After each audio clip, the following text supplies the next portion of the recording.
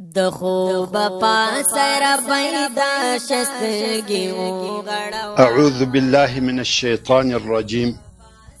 بسم الله الرحمن الرحيم. السلام عليكم ورحمة الله وبركاته. اے هغه خوري او اے هغه وروره چې زړه دې غمونې ولی دی، سینه دې فکرو در تنګه کړې ده، ژوند دې چرتو در تریخ کړی دی، راتلونکي امیدونه دې تاریک درته معلومیږي، ژوند دې د پراخۍ سره سره در باندې تنګ دی. غم مه کوه، ځکه غم د پریشانیو علاج نه دی. مه ناامیده کېږه، ځکه ناامیدي ژوند تریخوي. دغه تاریکې شپې به ژر سهار سي. مصیبت د الله جل جلاله له طرفه امتحان دی. دغه تا ته راغلی تکلیف امتحان دی، او په امتحان کې انسان کامیابه کیږي یا ناکامه کیږي، خو ته د کامیابۍ کوشش کوه. وروره او خورې، ستا د غم سبب به څه شي وي؟ که ستا د غم سبب مرض وي، دا ستا دپاره خیر دی او د مرض آخر شفا ده. ځکه رسول الله صلی الله علیه و آله وسلم په هغه حدیث شریف کې چې امام بخاري روایتوي فرمایي: من یرید الله به خیرا یصب منه. یعنی الله جل جلاله چې د یو چا دپاره د خیر اراده وفرمایي، مریض یې کړي. او الله جل جلاله فرمایي: واذا مرضت فهو یشفین. یعنی کله چې مریض سم، پس همدغه الله جل جلاله شفا راکوي. په هغه حدیث شریف کې چې ابن شیبه د انس ابن مالک رضی الله تعالی عنه څخه روایتوي، رسول الله صلی الله علیه و آله وسلم فرمایي: یود اهل البلاء یوم القیامة ان اجسادهم كانت في الدنيا تقرض بالمقاريض. یعنی د آفتو او مصیبتو خلق به د قیامت په ورځ دا خوښه لري چې په دنیا کې بدنونه په غچي غچي کېدلی. دا د هغه ډېر اجر او ثواب په سبب چې دوی ته په آخرت کې ورکول کیږي. دوی به وایي چې کشکې مو په دنیا کې غوښې په غچي راڅخه غچي کېدلی، او نن ورځ مو دغه اجر او درجې په نصیب سوي وای. همدارنګه په هغه حدیث شریف کې چې امام بیهقي د جابر رضی الله تعالی عنه څخه روایتوي، رسول الله صلی الله علیه و آله وسلم فرمایي: یود اهل العافیة یوم القیامة ان جلودهم قرضت بالمقاريض مما يرون من ثواب اهل البلاء. یعنی د صحت او عافیت خلق به د قیامت په ورځ دا خوښه لري چې په دنیا کې د دوی پوستونه په غچي غچي کېدلی. دغه د دنیا زحمت او تکلیف په هغه سبب خوښ لري، او دوی به یې غواړي چې دوی د مریضانو او ناروغانو اجر او ثوابونه وویني. یعنی د قیامت په ورځ ناروغانو ته دونه اجر او ثوابونه ورکول کیږي چې جوړ او د صحت خاوندان به په هغه ورځ دا خوښه لري چې په دنیا کې د دوی د بدن پوستونه په غچي سره غچي سوي وای. مجاهد رحمه الله وای: د ناروغه په ناروغي کې د ده هر څه د ده په نیکیو کې لیکل کیږي، حتی هغه د ده زګیروی.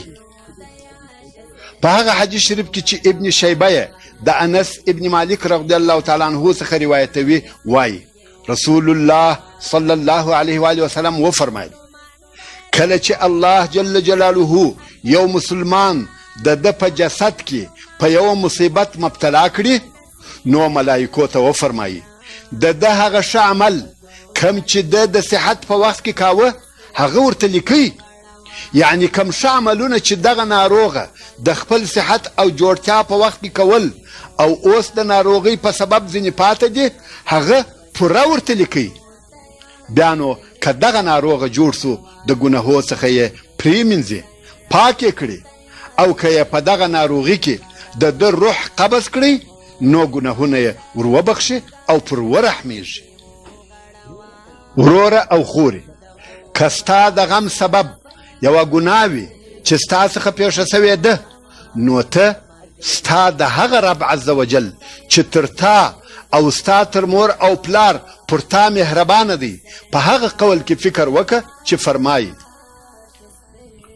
قل يا عبادي الذين أسرفوا على أنفسهم لا تقنطوا من رحمة الله إن الله يغفر الذنوب جميعا إنه هو الغفور الرحيم. يعني اے محمد صلی الله علیه و آله وسلم دوی ته ووایه چې الله جل جلاله فرمایي: اے زما مؤمنو بندگانو، اے هغو کسانو چې د ډیرو ګناهو په کولو سره یې پر خپلو ځانو اسراف کړی دی، د الله جل جلاله له رحمته مه ناامیده کیږي. بېشکه چې الله جل جلاله ټول ګناهونه بخښي، بېشکه چې دغه الله جل جلاله ښه بخښونکی د ګناهو دی او ډېر رحم کوونکی دی. وروره او خورې، که ستا د غم سبب ظلم وي چې د حکومت یا بل چا له طرفه در سره کیږي، یا ستا د میړه یا ستا د خواښې او خسر یا نورو اقرباو له طرفه پر تا سوی وي یا در سره کیږي، الله جل جلاله ستا سره د نصرت وعده کړې ده، او د هغه چا سره چې پر تا یې ظلم کړی دی د ذلت او خوارېدلو وعده کړې ده. او د سورت آل عمران په 59 نمبر آیات کې فرمایي: والله لا يحب الظالمين، یعنی الله جل جلاله ظالمان نه خوښوي، ظالمان په سزا رسوي، د خپل عمل سزا ورکوي. په هغه حدیث شریف کې چې رسول الله صلی الله علیه و آله وسلم یې د خپل رب عز وجل څخه روایتوي، چې دغسې حدیث ته حدیث قدسی ویل کیږي. رسول الله صلی الله علیه و آله وسلم فرمایي: الله جل جلاله د مظلوم، یعنی د هغه چا چې ظلم ورسره سوی وي یا ظلم ورسره کیږي، دعا یا شرع پر اورید سربیره پورته کوي او د آسمان دروازې ورته خلاصوي. او رب عز وجل وفرمایي: وعزتي لانصرنك ولو بعد حين، یعنی زما په عزت، زما په جلال قسم وي چې زه به ستا نصرت وکم، زه به تا کامیابه کم، که څه هم پس له څه وخته څخه وي. بیا هم الله جل جلاله د سورة المجادله په اول نمبر آیات کې فرمایي: قد سمع الله قول التي تجادلك في زوجها وتشتكي إلى الله والله يسمع تحاوركما إن الله سميع بصير. یعنی په تحقیق الله جل جلاله د هغې ښځې خبره واورېدل چې ستا سره یې د خپل خاوند په باره کې سوال او جواب کاوه، او الله جل جلاله ته شکایت کاوه، او الله جل جلاله ستاسې سوال او جواب اورېدی. بېشکه چې الله جل جلاله ښه اورېدونکی او ښه کتونکی دی. د دغه آیات شریف د نازېدلو سبب یوه قصه ده چې هغه داسې وه: تر اسلام د مخه یا د جاهلیت په وختو کې که به چا خپلې ښځې ته وویل چې ته مې مور یې، نو دغه خبره داسې بلل کېده چې دغه ښځه پر دغه سړي د ده د ژوند تر آخره حرامه او طلاقه ده. هلته یا تر اسلام د مخه هیڅ داسې حکم نه و چې دغه ښځه دې دغه سړي ته حلاله سي. نو د رسول الله صلی الله علیه و آله وسلم په زمانه کې داسې پیښه سوه چې یوه صحابي چې نوم یې اوس ابن صامت رضی الله تعالی عنه خپلې ښځې ته چې خوله بنت حکیم یا بنت ثعلبه رضی الله تعالی عنها نومېدل، هم له دغه قسمه یوه جمله وویل. هغه ښځه رسول الله صلی الله علیه و آله وسلم ته ورغله او دغه قصه یې ورته وکړه.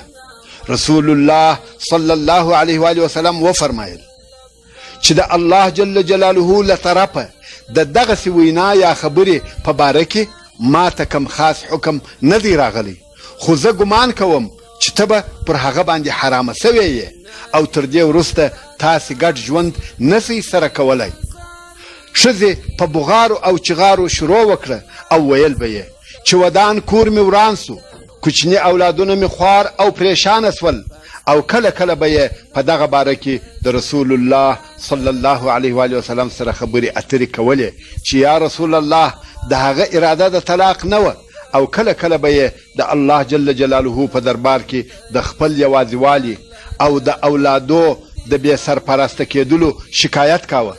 په دغه وخت کې دغه آیات شریف او وروستني آیاتونه نازل سوه چې په هغو آیاتو کې د زهار احکام او د دغه ښځې د مشکل حل بیان سو چې په هغه احکامو سره دغه ښځه د دغه مشکل څخه خلاصه سوه، او هغه احکام د فقه په کتابو کې په تفصیل سره بیان سوي دي چې دغه ځای د بیانولو دپاره مناسب نه بولم.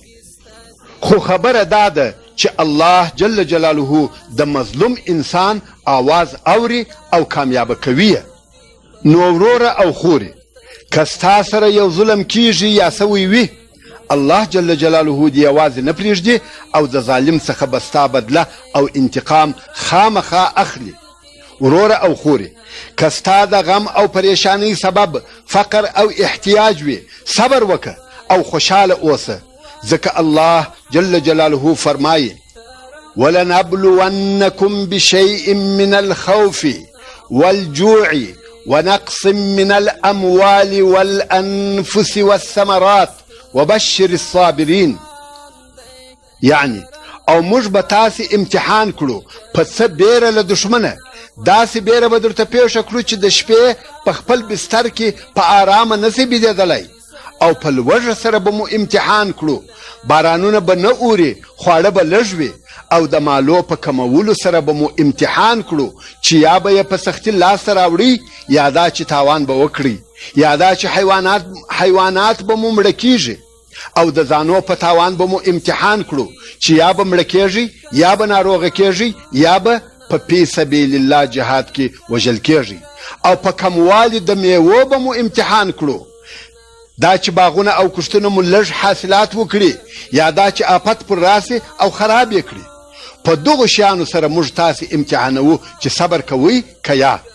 نو ای نبی صلی الله علیه و وسلم هغو کسانو ته چې پر دغسې آفتو او مصیبتو یا د دغه په مثل پر نورو مشکلاتو صبر کوي، دغه صبر کوونکو ته په داسې شي سره زیری ورکړه چې دوی خوشحاله کوي چې هغه په دنیا او آخرت کې ښه نتیجه ده. په دنیا کې آخرنۍ کامیابي د صبر کوونکو ده، او په آخرت کې د دوی دپاره جنت دی.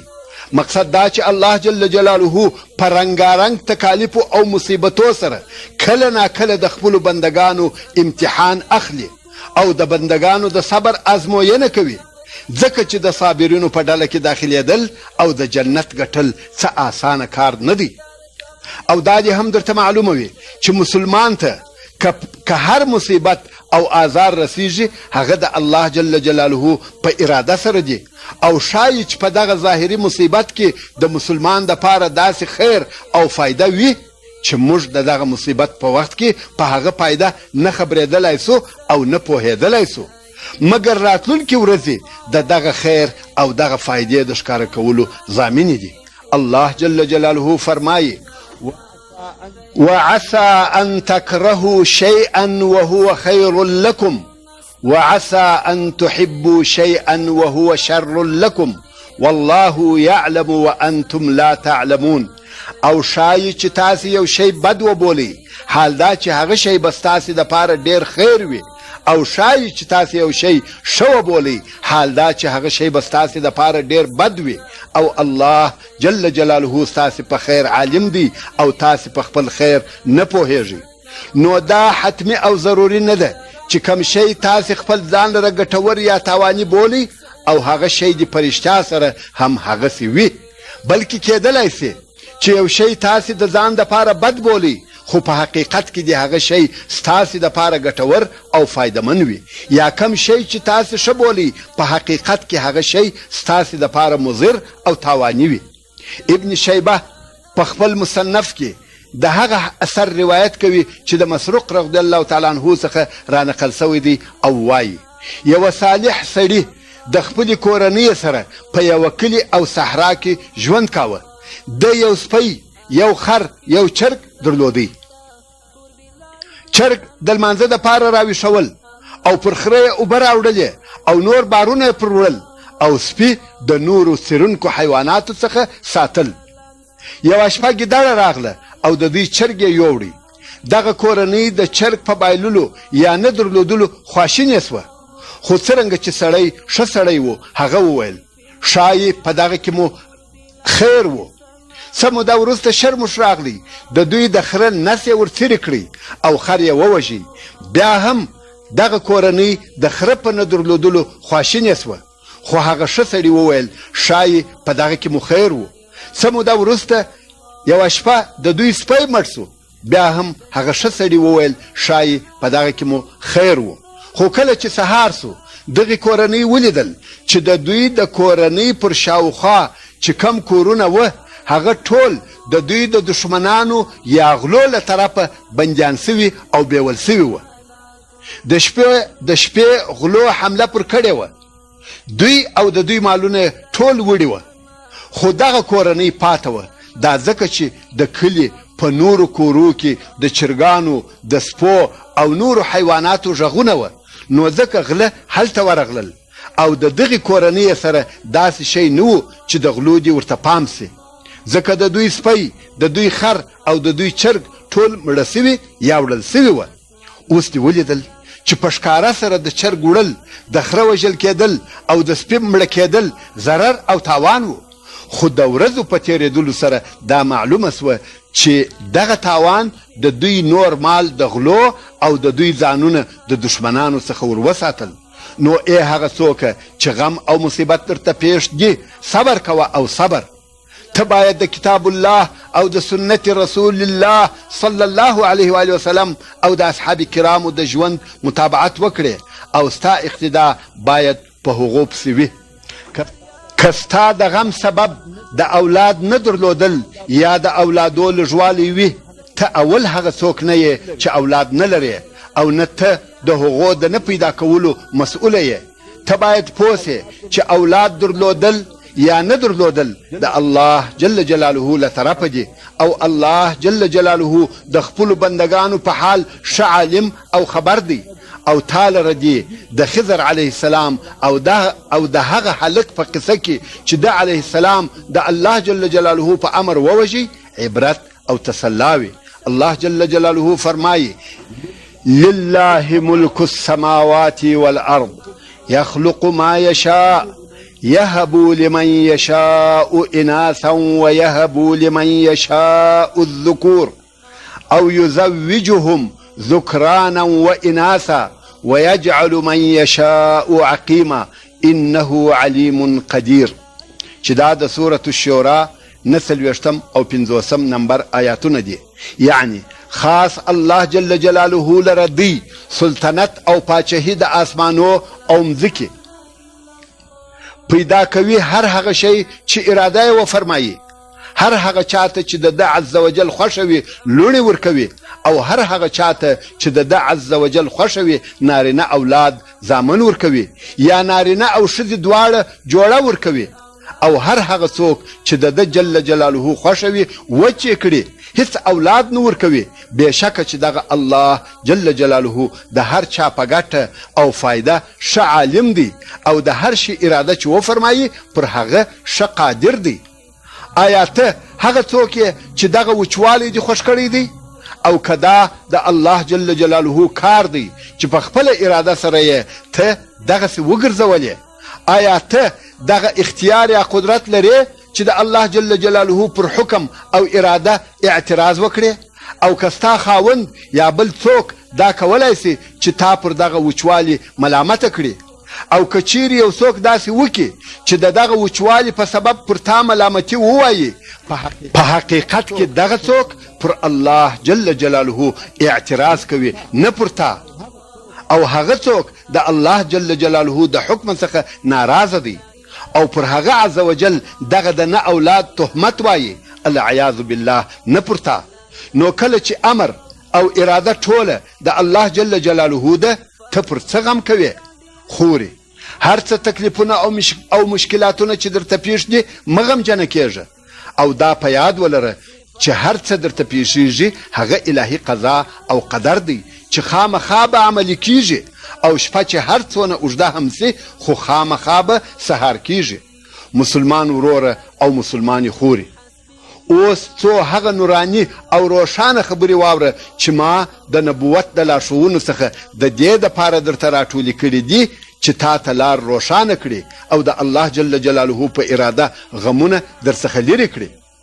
په هغه حدیث شریف کې چې امام بخاري او امام مسلم یې د ابو هریره رضی الله تعالی عنه څخه روایتوي، رسول الله صلی الله علیه و آله وسلم فرمایي نه رسیږي مسلمان ته ستړیا، درد او مریضي، چرت او فکر، آزار او غم، حتی یو زوز چې په جګ سي مګر الله جل جلاله به په هغه سره د ده ګناهونه ورمعاف کړي. تا ته باید دا معلومه وي چې اصلا د دې دنیا ژوند د امتحان او ازموینې دپاره دی چې الله جل جلاله پر خپلو بندګانو حجت او دلیل ثابت کړي او بیا صبر کوونکو ته د دوی د صبر په سبب عوض او بدله ورکړي او بې صبرانو ته د دوی د بې صبرۍ جزا ورکړي. الله جل جلاله فرمایي احسب الناس ان يتركوا ان يقولوا آمنا وهم لا يفتنون ولقد فتنا الذين من قبلهم فليعلمن الله الذين صدقوا وليعلمن الكاذبين، چې دا د سورة عنکبوت 2 او 3 نمبر آیاتونه دي. یعنی آیا خلق د دې ګمان کوي چې دوی به پر دغه قدر پرېښول سي چې فقط په خوله سره ووایي موږ ایمان راوړی دی او دوی به امتحان نه کړل سي او خامخا موږ ازمویلي یا امتحان کړي دي هغه کسان چې تر دوی د مخه وه، نو خامخا به الله جل جلاله په علم ظاهري سره هغه کسان معلوم کړي چې د ایمان په دعوه کښې صادقه دي او خامخا به الله جل جلاله په علم ظاهري سره هغه کسان معلوم کړي چې درواغجنان دي. وروره او خوري، د دنیا د کارو څخه په هیڅ شي مه غمجن کېږئ، ځکه د مسلمان هم او غم باید د دین او د اسلام دپاره وي، ځکه دین د غم کولو وړ او لایق دی، مګر دنیوي کارونه په دې نه ارزي چې د هغو دپاره مسلمان غمجن سي. مسلمان باید د آخرت غوښتونکی وي نه د دنیا. که خلق په دنیا مستغني دي ته په الله جل جلاله سره مستغني سه. د مسلمانانو دپاره د دوی په دین کې داسې اسباب سته چې د دوی پر غمجنو زړو غمونه او دردونه سپکوي. اول دغه تکلیف چې تا ته پیښ دی د هغه اجر او ثواب د الله جل جلاله څخه غواړه. الله جل جلاله فرمایي انما يوفى الصابرون اجرهم بغیر حساب، چې دا د سورة الزمر 10 نمبر آیات دی. یعنی بېشکه چې صبر کوونکو ته د دوی اجر او ثواب پوره او بې له حسابه ورکول کیږي. دوهم داسې کسانو ته وګوره چې د هغو غم ستا تر غم لوی او دروند وي. دریم په دې سره خوشحاله سه چې دغه غم او مصیبت دي د دنیا په کارو کې دی نه د دین او آخرت په کارو کې. څلرم ښایي چې په دغه کار کې چې ته یې مصیبت بولې ستا دپاره خیر وي، ځکه الله جل جلاله فرمایي وعسى ان تکرهوا شیئا وهو خیر لکم. یعنی ښایي چې تاسې یو شی بد بولئ، خوښ مو نه وي، خو هغه شی به ستاسې دپاره خیر او ښه وي. د غم او مصیبت په وخت کې دغه آیات شریف ډیر وایه حسبنا الله ونعم الوکیل، چې دا د سورة آل عمران 103 نمبر آیات دی. دا هغه آیات شریف دی کله چې ابراهیم علیه السلام په اور کې واچول سو دغه آیات شریف یې وایه او الله جل جلاله هغه اور پر یخ او د سلامتیا ځای وګرځاوه او رسول الله صلی الله علیه و آله وسلم دغه آیات شریف وایه الله جل جلاله پر دشمنانو کامیاب کړي. وروره او خوري، که مو د دې دنیا په مال او پیسو کې نصیب کم او لږ وي مه غمجن کېږئ، ځکه په هغه حدیث شریف کې چې امام ترمذي روایتوي رسول الله صلی الله علیه و آله وسلم فرمایي هر هغه څوک چې پر خپل نفس یا خپل ځان په امان وي، په بدن جوړ وي، د هغې ورځې خواړه ولري، هغه داسې دی لکه ټوله دنیا چې ورته را ټوله سوې یا یو ځای سوې وي، لکه ټوله دنیا چې د ده وي. وروره او خورې، د خپل ژوند شعار دغه جمله وګرځوه چې تیر سوه هغه هیر سوه او راتلونکی ژوند نامعلومه دی. ستا دپاره دغه وخت او دغه ګړی دی کم چې ته پکښې یې، نو دغه اوسنی وخت د تیر سوي یا راتلونکي وخت په فکر مه خرابوه. وایي دم غنیمت. عبدالله ابن عمر رضی الله تعالی عنهما وایي چې ماښام سي د سهار انتظار مه کوه، چې بیا سهار سي د ماښام انتظار مه کوه. د صحت د وخت څخه دې د مرض د وخت دپاره ذخیره ټوله کړه او د ژوند څخه دې د مرګ دپاره ذخیره واخله. رواه البخاري. وروره او خورې، تیر سوی ژوند چې د هر قسم و هغه هیر کړه، غمونه یې هیر کړه او خوشحالي یې هیرې کړه. د تیر سوي ژوند یادول ستا د دردو علاج نسی کولای، بلکې د نن ورځې ژوند دې در تریخوي، د نن پر غمو دې نور غمونه در زیاتوي. همیشه دا په یاد ولره چې ته د دوو زمانو په منځ کې یې، چې اوله زمانه یې هغه تیره سوې زمانه ده او ماضي ورته ویل کیږي. نو ماضي یا تیره سوې زمانه د خپلو ټولو خوږو او ترخو سره تیره سوې ده. د تیرېدلو معنا دا ده چې هغه په حقیقت کې نسته او نه وجود لري. که وجود لري هغه یوازې ستا په ذهن کې دی. نو کم شی چې وجود نه لري هغه په دې نه ارزي چې ته یې د خپلو غمو په قطار کې کښېږدې او نور هم ځان په ظاهر کړې، ځکه هغه پای ته ورسېدل او تیر سول. او دوهمه زمانه مستقبل یا راتلونکی وخت دی او هغه وخت نامعلوم او مجهول دی، یعنی غیب دی چې څوک نه دی په خبر او پر غیب باندې فکر یا عقل حکم نسی کولای، بلکې هغه داسې غیب دی چې هیڅ چاته حال نه دی معلوم. الله جل جلاله فرمایي قل لا يعلم من في السماوات والارض الغیب الا الله، چې دا د سورة النمل 65 نمبر آیات دی. یعنی ای محمد صلی الله علیه و آله وسلم دوی ته ووایه هغه څوک چې په اسمانو کې دي که په مځکه کې دي په غیب نه دي خبر بیل الله جل جلاله. نو د غیب علم او معلومات یوازې او یوازې د الله جل جلاله سره سته. نو ته ولې د نامعلومه سبا په فکر ځان غمجنوې؟ او بیا هم الله جل جلاله فرمایي وما تدري نفس ماذا تكسب غدا وما تدري نفس بأي أرض تموت، یعنی هیڅ نفس ندی خبر چې سبا به څه کار کوي او هیڅ نفس ندی خبر چې په کومه مځکه کې به مري.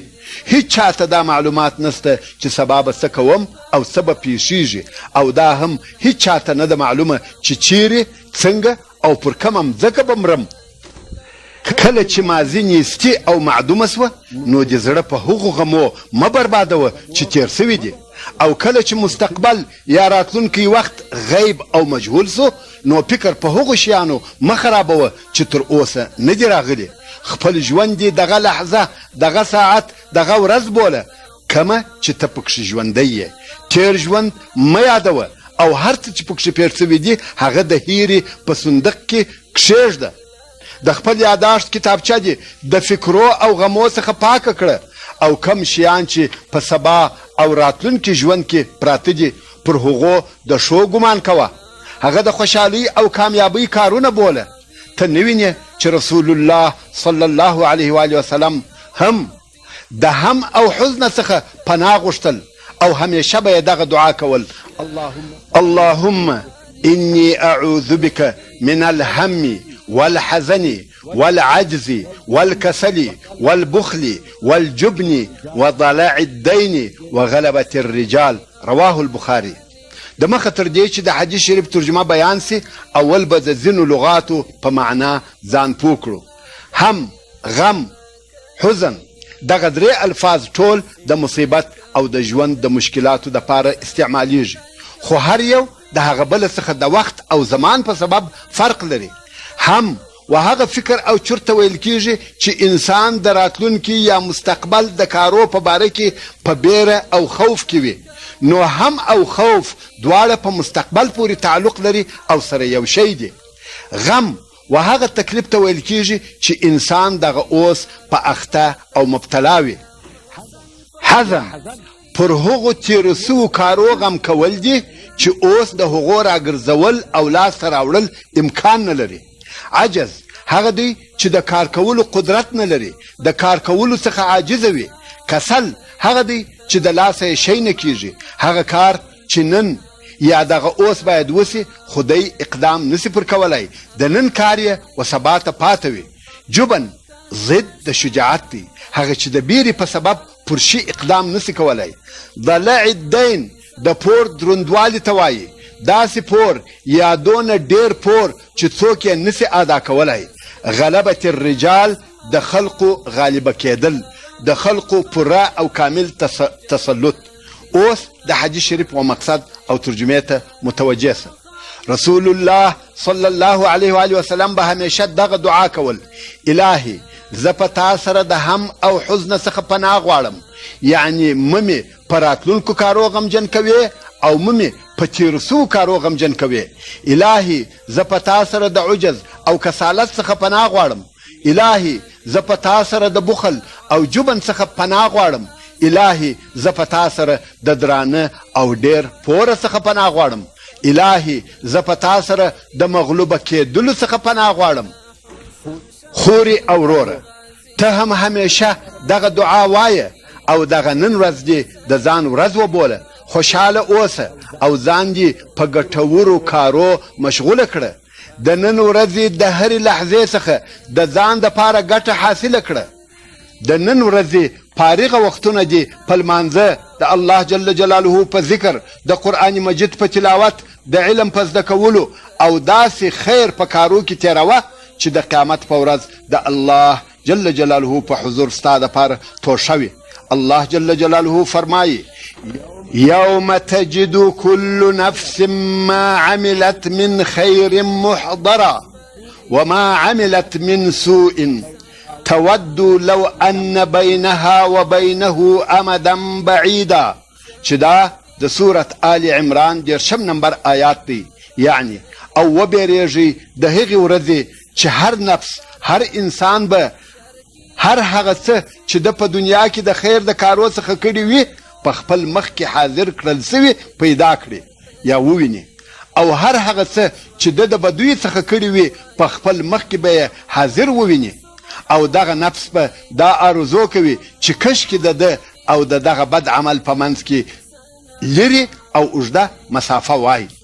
وروره او خورې، هیڅکله غم مه کوه، بلکې د آفت او مصیبت په وخت کې د انا لله و انا الیه راجعون ویل د خپل ځان ورد او شعار وګرځوه او دغه الفاظ هم پر زیاتوه: اللهم اجرني في مصیبتي واخلف لي خيرا منها. په هغه حدیث شریف کې چې امام مسلم یې د ام سلمه رضی الله تعالی عنها څخه روایتوي، وایي: ما د رسول الله صلی الله علیه و آله وسلم څخه واورېدل چې ویې فرمایل: داسې مسلمان نسته چې ده ته دې یو مصیبت ورسیږي او دی د مصیبت په وخت کې هغه څه ووایي چې الله جل جلاله په امر کړی دی، چې هغه انا لله و انا الیه راجعون دی.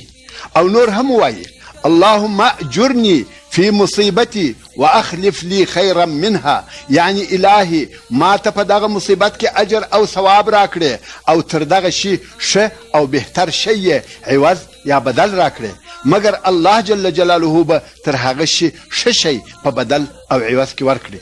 نو ام سلمه رضی الله تعالی عنها وایي: کله چې زما خاوند ابو سلمه رضی الله تعالی عنه مړ سو، ما د ځان سره وویل: کم مسلمان به تر ابو سلمه ښه او بهتر وي چې زما خاوند سي، ځکه د ابو سلمه کورنۍ هغه اوله کورنۍ وه یا اول هغه څوک و چې رسول الله صلی الله علیه و آله وسلم ته هجرت وکړي.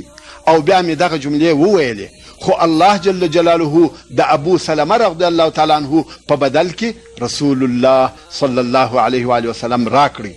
ام سلمه رضی الله تعالی عنها وایي: رسول الله صلی الله علیه و آله وسلم حاتب ابن بلتعه رضی الله تعالی عنه ماته د مرکې پر قسم راولېږي چې ما د رسول الله صلی الله علیه و آله وسلم د پاره په نکاح کړي. رواه مسلم. او تر دغه وروسته ام سلمه رضی الله تعالی عنها ام المؤمنین او د رسول الله صلی الله علیه و آله وسلم زوجه سوه، چې دا د صبر او د دغو جملو د ویلو تاثیر و. نو وروره او خورې، ته هم د غم او مصیبت، د زحمت او مشقت، د تکلیف او تاوان په وخت کې د اولي صدمې یا د مصیبت د شروع سره دغه جملې وایه: إنا لله وإنا إليه راجعون اللهم أجرني في مصيبتي واخلف لي خيرا منها.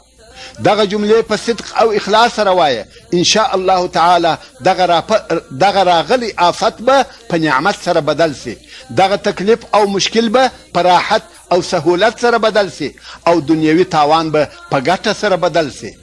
د دغه راتلونکي آیات شریف په قسم قسم یا راز راز امتحانو کې په غور او دقت سره فکر وکړه چې الله جل جلاله خپل بندگان څنګه او په څه شي سره امتحانوي، او بیا د صبر کوونکو نتیجې ته متوجه سه.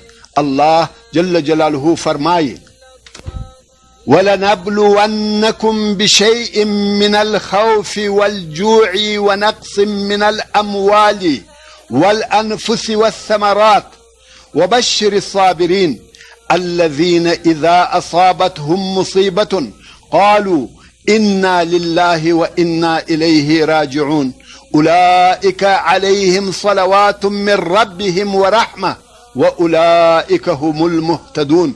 چې دا د سورة البقره 155 او 156 او 158 نمبر آیاتونه دي. یعنی او موږ به تاسې امتحان کړو په څه بیره له دښمنه، داسې بیره به درته پیښه کړو چې د شپې په خپل بستر کې په ارامه نسي بېدېدلی، او په لوږه سره به مو امتحان کړو، بارانونه به نه اوري، خواړه به لږ وي، او د مالو په کمولو سره به مو امتحان کړو چې یا به یې په سختي لاسته راوړئ، یا دا چې تاوان به وکړئ، یا دا چې حیوانات به مو مړه کېږي، او د ځانو په تاوان به مو امتحان کړو چې یا به مړه کېږئ، یا به ناروغه کېږئ، یا به په فی سبیل الله جهاد کې وژل کېږي، او د میوو په کموالي به مو امتحان کړو، دا چې باغونه او کښتونه مو لږ حاصلات وکړي، یا دا چې آفت پر راسي او خراب یې کړي. په دغو شیانو سره موږ تاسې امتحانوو چې صبر کوئ که یا. نو ای نبي صلی الله علیه و آله وسلم هغو کسانو ته چې پر دغسې آفتو او مصیبتو یا د دغه په مثل پر نورو تکالیفو او مشکلاتو صبر کوي، دغه صبر کوونکو ته په داسې شي سره زیری ورکړه چې دوی خوشحاله کوي، چې هغه په دنیا او آخرت کې ښه نتیجه ده. په دنیا کې آخرنۍ کامیابي د صبر کوونکو ده، او په آخرت کې د دوی دپاره جنت دی. کومو صبر کوونکو ته زیری ورکړه؟ الله جل جلاله فرمایي صبر کوونکي هغه کسان دي چې دوی ته کم مصیبت ورسیږي نو دوی وایي انا لله و انا الیه راجعون. بېشکه موږ د الله جل جلاله ملک او مملوک یو، او بېشکه بیا هم په آخرت کې موږ د الله جل جلاله ته ورتلونکي یو. دغه کسان چې صبر کوي او دغه د انا لله و انا الیه راجعون جمله وایي، د دوی د رب له طرفه پر دوی بخښنې دي او پر دوی مهرباني ده، او دغو کسانو حق ته سمه لار پیدا کړې ده. نو وروره او خورې، ته د لوږې او فقر په وخت کې، د ضرورت او کاختۍ په وخت کې، د ناروغۍ او مصیبت په وخت کې په صدق او اخلاص سره دغه د انا لله و انا الیه راجعون جمله او کلمه وایه. زه د واحد لا شریک الله جل جلاله له طرفه د خوشحالیو زیری در کوم. وروره او خورې مه غمجن کېږه، ځکه آفتونه او مصیبتونه د ژوند سره داسې تړلي دي چې هیڅکله نه ځینې جلا کېږي، یا په بل عبارت انساني ژوند د آفتو او مصیبتو سره داسې تړلی دی چې نه مالدار ځینې خلاصېدلی سي، نه فقیر، نه پاچا ځینې خلاصېدلی سي، نه رعیت، نه امیر ځینې خلاصېدلی سي، نه مامور، نه بادار ځینې خلاصېدلی سي، نه نوکر. حتی انبیاء علیهم السلام هم د ژوندانه په مشکلاتو اخته سوي او مبتلا سوي دي. الله جل جلاله فرمایي لقد خلقنا الانسان فی کبد، چې دا د سورة البلد 4 نمبر آیات دی. یعنی خامخا موږ انسان په رنځ او مشقت کې پیدا کړی دی. بني آدم د ژوند د شروع څخه بیا د ژوند تر انتها پورې په تکالیفو او زحمتو اخته دی، او راز راز سختۍ پر تیریږي. دا هیڅ امکان نه لري او داسې کېدلی نسي چې یو انسان دې په خپل عمر کې د لږې مودې دپاره د دنیا د ټولو سختیو او غمو د رنځو او تکلیفو څخه آزاد او بې فکره ژوند وکړي. په حقیقت کې د انسان انساني فطرت داسې واقع سوی دی چې خپل ځان له دغو سختیو او جنجالو څخه نسي ساتلی، که څه هم د لوړې مرتبې انبیا وي. دا ځکه چې د انسان د دې دنیا ژوند د امتحان میدان دی. الله جل جلاله د سورة الملک په 2 نمبر آیات کې فرمایي الذي خلق الموت والحیات لیبلوکم ایکم احسن عملا. یعنی هغه الله چې مرګ او ژوند یې د دې دپاره پیدا کړی دی چې تاسې امتحان کړي، تاسې وازمویي چې له تاسې کم یو د عمل لرو یې ډېر ښه دی. همدارنګه الله جل جلاله فرمایي ولنبلونکم حتى نعلم المجاهدين منكم والصابرين، چې دا د سورة محمد 21 نمبر آیات دی. یعنی حتما او خامخا موږ تاسې په جهاد او نورو تکالیفو سره تر هغو امتحانوو چې ظاهره او ښکاره کړو له تاسې څخه جهاد کوونکي او صبر کوونکي. نو د آفتو او مصیبتو د راتللو سر او سبب امتحان دی، او هغه هم د پاره د دې چې مجاهد په ښکاره سره معلوم کړل سي او اجر ورکول سي، او صبر کوونکی وپېژندل سي چې ثواب ورکول سي. نو وروره او خورې هیڅکله باید غم ونه کړې. په هر غم او هر تکلیف کې ته باید په دې پوه سې چې ته د الله جل جلاله له طرفه د امتحان دپاره اختیار کړل سوی یې.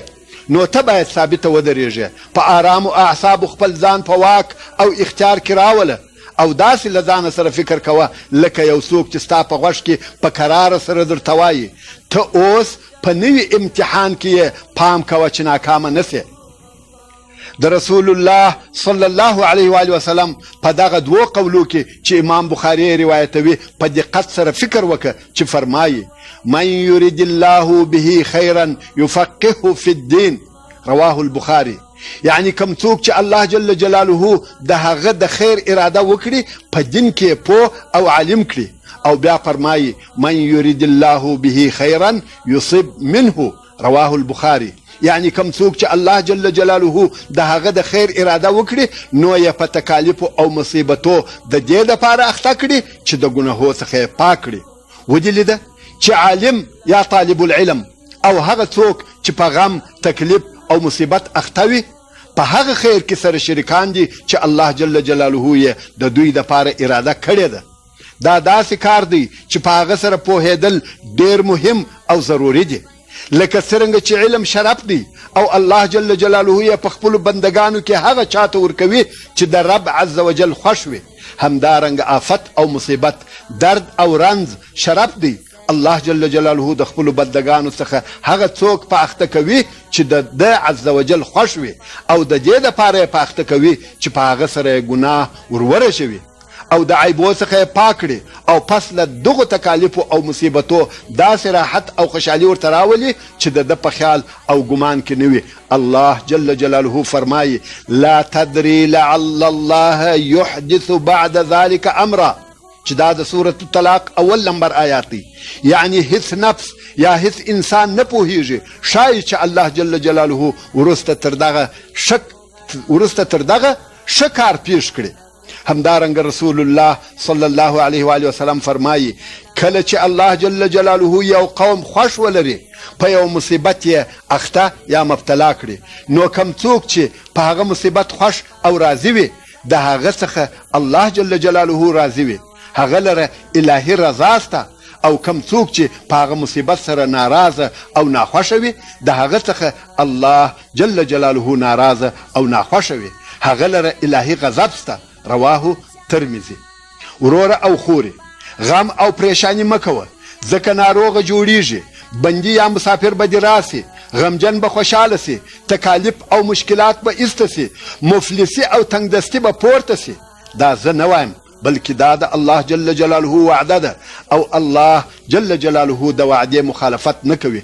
الله جل جلاله په سورة الانشراح کې فرمایي فإن مع العسر يسرا إن مع العسر يسرا، یعنی بېشکه د سختۍ سره آسانتیا سته، بېشکه د سختۍ سره آسانتیا سته. الهي قانون او عادت دا دی چې څوک پر سختیو صبر وکړي او په یقیني ډول پر الله جل جلاله توکل او اعتماد ولري، د بل هر چا څخه د زړه امید وشکوي او د خپل رب عز وجل سره اړیکې ټینګې کړي، او د الله جل جلاله د فضل او کرم د رحمت او مهربانیو امید ولري، نا امیده او بې هیلې نسي، نو همدغه الله جل جلاله خامخا راحت او آسانی ورته پیښوي. په هغه حدیث شریف کې چې حاکم یې د انس ابن مالک رضی الله تعالی عنه څخه روایتوي، وایي رسول الله صلی الله علیه و آله وسلم ناست و او هلته د ده علیه الصلاة والسلام پر شاوخوا په مځکه کې یو غار و. نو رسول الله صلی الله علیه و آله وسلم وفرمیل که چیرې سختي راسي او په دغه غار ننوځي، آساني به راسي، په غار به پسې ورننوځي او راوبه یې باسي. وایي بیا نو الله جل جلاله دغه آیات شریف نازل کړي فإن مع العسر یسرا إن مع العسر یسرا. نو د حدیث شریف مقصد دا سو که سختی او مشکلات هر څونه په یوه ځای کې قرار ونیسي، خو بیا به هم آساني پسې راسي او هغه سختي به لرې وشړي، چې همدغه د الله جل جلاله د هغه قول مقصد دی چې فرمایي فإن مع العسر یسرا إن مع العسر یسرا. نو غم مه کوه یا غم باید ونه کړې، ځکه الله جل جلاله په دغه آیات شریف کې ستا د زړه د اطمینان دپاره د یوې سختۍ په مقابل کې یسر یا آسانی دوه واره ذکر کړې ده. او رسول الله صلی الله علیه و آله وسلم فرمایي ولن یغلب عسر یسرین رواه البخاري، یعنی یوه سختي پر دوو آسانیو نسي غالبه کېدلی. لکه تر هرې شپې وروسته چې سهار سته، دغه رنګه تر هرې سختۍ وروسته آساني سته. وروره او خورې، کله چې مځکني غمونه در باندې سخت او شدید سي، ته د دنیوي ژوند غمونه هیر کړه او د دین په غم کې سه، ځکه رسول الله صلی الله علیه و آله وسلم فرمایي هغه څوک چې ټول دنیوي غمونه او فکرونه، ټولې دنیوي پریشانۍ یو غم د آخرت غم وګرځوي، الله جل جلاله به د دنیا غمونه ور آسانه کړي. او هغه څوک چې د آخرت په فکر کې نه وي، یوازې د دنیوي کاروبار فکرو او غمو پریشانه کړي، د الله جل جلاله پروا نه پکېږي چې د دنیا په هره شیله کې هلاک سي. شاعر وایي غم دین خور که غم غم دین است، همه غمها فروتر از این است. غم دنیا مخور که بیهوده است، هیچ کس در جهان نیاسوده است. غم او هم مکوه، ځکه رزق ویشل سوی دی او اجل دی پر خپل وخت راتلونکی دی. نو د دنیا حالات په غم او پریشانیو نه ارزي، ځکه دنیوي ژوند او د دنیا حالات که سختي وي که آساني ټوله زائلیدونکي دي. الله جل جلاله فرمایي وما الحیاة الدنیا الا متاع الغرور، چې دا د سورت آل عمران 115 نمبر آیات دی. یعنی او نه دی ژوند د دنیا مګر سامان اسباب د خطا ایستلو، چې نفع یې لږ او فنا یا زایلیدل یې ژر دی. دغه د دنیا جل او بل او بې ثباته میلو او چرچو ډېر ناپوهان خطا ایستلي دي چې په دنیوي کارو کې غرق او د اخروي چارو څخه غافله دي. حال دا چې د انسان اصلي کامیابي په دې کې ده چې په دنیوي ژوند کې د آخرت دپاره ګټه وکړي او همداسې عملونه وکړي چې د الله جل جلاله له عذابه یې وساتي او جنت ته داخل کړي. کله چې په دنیوي کارو کې کم غم او هم درته پیښ سي، ته الله جل جلاله ته رجوع کوه او الله جل جلاله ډېر یادوه.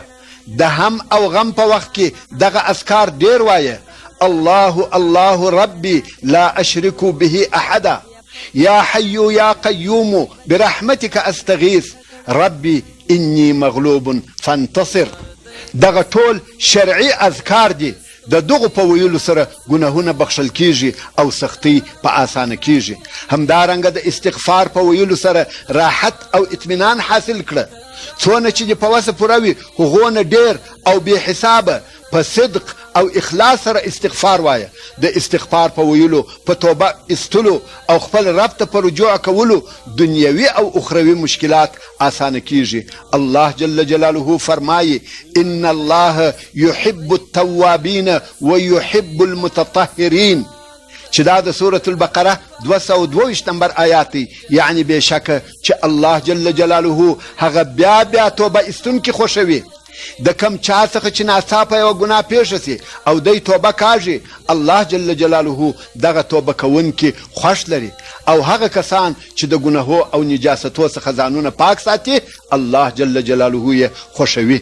ای هغه څوک چې غم او سختي درته پیښ دي ستا د زړه د پریشانیو علاج د الله جل جلاله په ذکر په تسبیحاتو د لا اله الا الله په ویلو پر رسول الله صلی الله علیه و آله وسلم درود ویلو او د قرآن مجید په تلاوت کې دی او د دغو اذکارو په ویلو کې د زړه خوشحالي او اطمینان طلبوه ځکه الله جل جلاله په سورة الرعد کې فرمایي الا بذکر الله تطمئن القلوب یعنی واوري خبر اوسئ چې د الله جل جلاله په ذکر زړونه مطمئن کیږي آرام پیدا کوي د الله جل جلاله یاد او ذکر د زړو وحشت او اضطراب لرې کوي همدارنګه د قرآن مجید په باره کې الله جل جلاله فرمایي وننزل من القرآن ما هو شفاء ورحمة للمؤمنين ولا يزيد الظالمين إلا خسارة چې دا د سورة الاسراء 2 نمبر آیات دی یعنی او نازلول قرآن هغه څه چې د ظاهري او باطني ناروغیو لپاره شفا دي او دغه قرآن د مؤمنانو د پاره رحمت دی چې هر قسم ګټې ځینې اخلي او دغه قرآن نه زیاتوي ظالمانو کافرانو ته مګر زیان او هلاکت چې ایمان پوره نه وړي نو هر هغه څوک چې د سختیو د لرې کولو دپاره الهي کلام ته رجوع کوي الله جل جلاله به ټول مرضونه او آفتونه پریشانی او مصیبتونه ځینې لرې کړي غم او فکر مکوه د دې پر ځای چې غمجن او پریشان سي الله جل جلاله ته په دعا سره لاس پورته کړه په حدیث شریف کې راغلی دی چې فرمایي اعجز الناس من عجز عن الدعاء رواه ابن حبان وغيره يعني تر ټولو خلقو عاجزه هغه څوک دی چې له دعا څخه عاجزه سي خپل رب عز وجل ته تر فرض المنځو وروسته او د شپې په تاریکیو کې د خلقو څخه ګوشه او په تنهایي کې عجز او زاری کوه خپل رب عز وجل ته ژاړه او د خپل مشکل شکایت ورته کوه د رب عز وجل څخه یو وار نه دوه واره نه بلکې 100 او 100 واره په عجز او زاریو د رنځو او دردو د غمو او پریشانیو د احتیاج او مفلسیو د لرې کولو غوښتنه کوه الله جل جلاله هغه کسان خوښ لري چې په دعا کې عجز او زاری کوي الله جل جلاله په سورة البقره کې فرمایي وَإِذَا سَأَلَكَ عِبَادِي عَنِّي فَإِنِّي قَرِيب أجيب دعوة الداعي إذا دعان يعني اے محمد صلی الله علیه و آله وسلم کله چې زما بندگان ستا څخه زما د لرېوالي او نږدېوالي په باره کې پوښتنه وکړي نو بېشکه زه نږدې یم خپلو بندگانو ته په علم او د دعا په قبلولو سره نږدې یم هغه وخت د غوښتونکي سوال قبلوم چې ما وبولي زما څخه د یوه شي غوښتنه وکړي ای هغه څوک چې درد او غم درته پیښ دی پام کوه چې هیڅکله د مشکلاتو په لرې کولو کې یا د مشکلاتو د لرې کولو دپاره د الهي درباره ناامیده نسې الله جل جلاله فرمایي انه لا ییأس من روح الله الا القوم الكافرون چې دا د سورة یوسف 8 نمبر آیات دی یعنی بېشکه چې د الله جل جلاله له فیضه نه ناامیده کیږي مګر هغه قوم چې کافران وي يعني هغه کسان چې د الله جل جلاله او الهي صفاتو څخه منکر وي هغه د الله جل جلاله له رحمته ناامیده وي د دې پر ځای چې غم او پریشانی وکړي الله جل جلاله ته رجوع وکړه دغه تاریک شپې به دې په روښنایي بدلې سي دغه د غم ورېځې به دې د رحمت او خوشحالیو بارانونه واوروي او بیا به خوشحالي درته راسي د غمو او دردو دپاره د صبر بسر آوار کړه خبرې په ذکر او دعا ورسره کوه او پر خپل رب عز وجل دې د خیر ګمان کوه خیر به ځینې ووینې قلم وای سبحان دې رب خالقی ټول جهان دې سنا خوان دې د اسلامي ویډیوګانو او بیانونو لپاره زموږ یوټیوب چینل سبسکرایب کړئ او له ملګرو سره یې شریک کړئ رب خالقی ټول جهان دې سنا خوان دې رب خالق